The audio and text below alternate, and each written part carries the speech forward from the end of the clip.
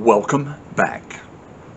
This is the 56th segment in our series of 63, Because It's True, making the case for Christianity in bite-sized pieces.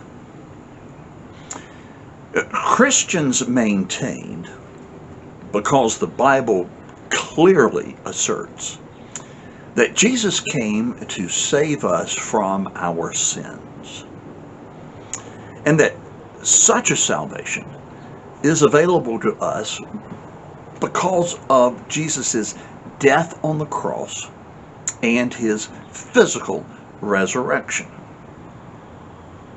Another way to put it is that Jesus died for our sins, or that on the cross he took our place, paid the price, took upon himself the penalty that was our due. So, what are we to make of this? I mean, what happened on the cross significant enough to provide us with the means of salvation? Well, the first thing that we need to understand is what is the penalty for our sin? What is the penalty for our rebellion against God? Well, Romans 6:23 says very clearly that the wages of sin, in other words, that which is our due, that which we have earned, the wages of sin is death. And by that, it is referring to spiritual death. And spiritual death is often defined as separation from God. Now, to be more succinct, it is actually separation from the comforting presence of God. I mean, it's really hard to be separated from someone who is omnipresent. No, separated from the comforting presence of God. And when someone is separated from the comforting presence of God, the only thing that is left to be exposed to is the wrath of God. So,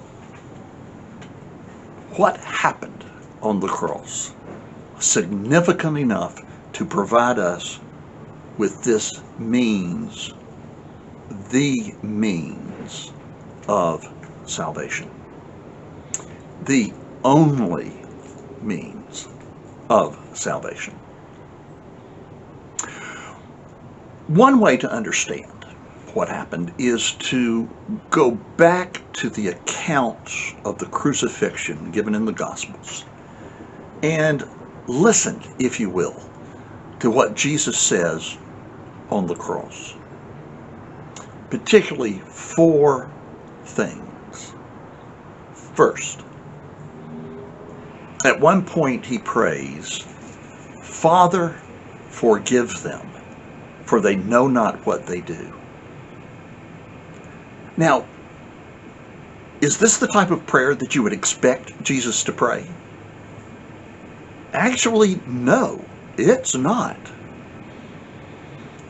Jesus never prayed prior to this that God would forgive someone their sins.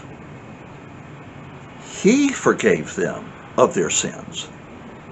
And people would go, "Wait, you can't do that. Only God can forgive sins." And Jesus' response basically was, "Yeah, I know.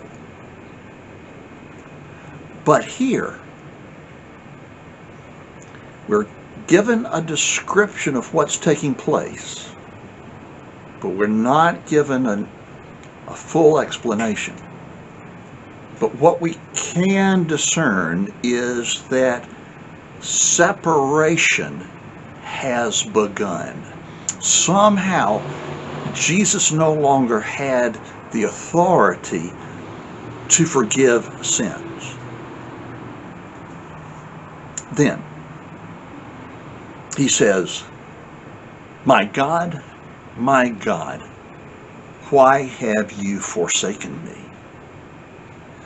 And it is at that point that Jesus has taken on the penalty for our sin. Separation from the comforting presence of God. Spiritual death. Dying in our place. But now note, and this is important, how he addresses God. First of all, he said, Father, forgive them. But now he's saying, my God, he is not referring to God as Father, because the relationship has been broken. But then he says, Father, into your hands I commend my spirit. Jesus died a spiritual death on the cross. Jesus died a physical death on the cross.